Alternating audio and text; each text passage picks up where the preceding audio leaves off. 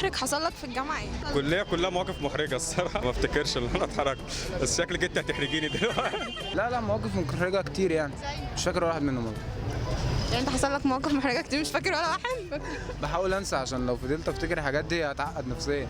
كنت قاعده في المحاضره امبارح، محاضره الاداره، تمام. دي لوحدها. فبتاع دوت صاحبتي قاعده جنبي فبتمليني بتقول لي الوفيات والحضور الدائم، فانا سمعتها البفره مش ازاي كسفت وقعدت تضحك. بصي، هو انا كنت فوق في اخر المدرج، فحد من اول المدرج بينادي عليا، فانا جايه بجري فخدت السلم كله واقع. وصلت الاخر يعني بسرعه. في موقف محرج هيحصل دلوقتي على فكره، ممكن نسالها تقول كده هي ساكنه فين، او قولي كده ساكنه فين. رود الفرج. انا مش هقول لك شبه الخيمه، بس هقول لك في رود الفرج. موقف محرج. كان في شنطه، بنت كانت ماشيه بشنطه وانا سالتها ده ايه ده؟ بتقول لي انت مالك؟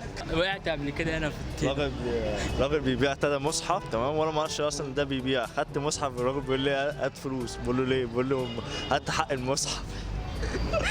بس حرامي ما شاء الله. كان في 2 كانوا بيعملوا حاجات غلط في وسط المدرج، فالدكتور طلعهم وجي بعدها راح متكلم مع الناس كلها وراح موقفنا ومشينا كلنا. ده اكثر حاجه، انا ما كنتش بروح الجامعه كتير بصراحه.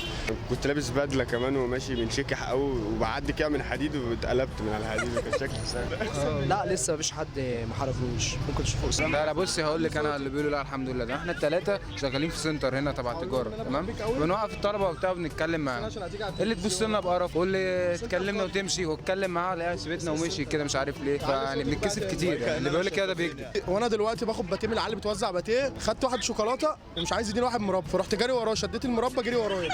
اقسم بالله بطرد على طول وانا داخل عشان معيش كارنيه اصلا. في بنت كانت عايزه تكلمني تصور بموبايلي بس انا تاني قلت لها لا. اكتر موقف محرج حصل لك؟ اصلا امي قالت لي ما تكلمش بنات عشان ما تصرفش عليهم فلوسك، انا اصلا شغال في قاعه استاذ الهامي، طردني منها. والله طردني عشان عكستي بنتي في الفرح، قال لي خد يا استاذ الهامي الكاميرا يا استاذ الهامي، رجعني الشغل ابو مكحرت خالص. اكتر موقف محرج كنت قاعد مع واحده صاحبتي، جبت لها شوكولاته ب 25 جنيه وقعدنا، بعد ما كلت الشوكولاته سابتني وراحت قعدت مع واحد تاني. يا انا مش موقف محرج، ده خفيتك. خش انا اكتر موقف محرج حصل معايا، انا اقول لك يا ست على حاجه. كنت جاي اقعد في الجامعه في مره على الكرسي واصحابي راحوا شادين الكرسي، رحت قاعد على الارض، الجامعه كلها ضحكت عليا.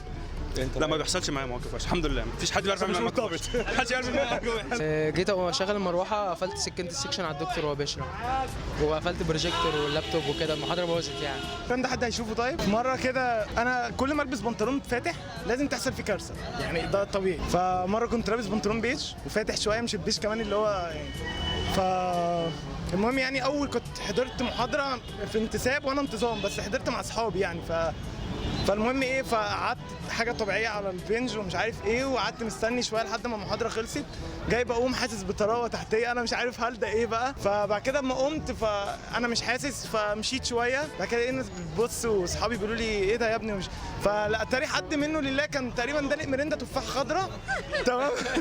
فالمرندا كانت توصل لحد هنا كده، يعني كانت الحته دي كلها مرندا. فاتعامل ازاي في الموقف ده؟ كنت ماشي في الكليه بمنتهى الثقه عادي ولا كان في حاجه. سترونج هعمل ايه طيب؟ بس الحمد لله. بس بناطيل فاتحه تاني. اكتر موقف محرج حصل لي عيد القلوط. ايه عيد القلوط ده؟ زي العيد بتاع احمد الخولي اللي هو المفروض عيد الفالنتاين، فانا لو ببقى ماشي مع اصحابي كلهم ماشيين مرتبطين عادي والدنيا ايزي، وانا ماشي قلوط كده جوافه قلوط ماشي لوحدي. ده اكتر موقف محرج حصل لك؟ ما فيش احراج اكتر من كده، لما يجي واحد يوزع ورد ما يعديش عليا عشان خاطر انا معيش واحده.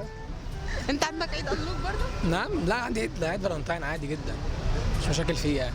امال ايه اكتر موقف محرج حصل لك؟ اكتر موقف محرج حصل لي يكون ان انا اكون مثلا شايف مثلا حد يسلم عليا او حاجه، فاهم، واجي امد ايدي قلت له بسلم حد تاني، فاللي هو ايه ده؟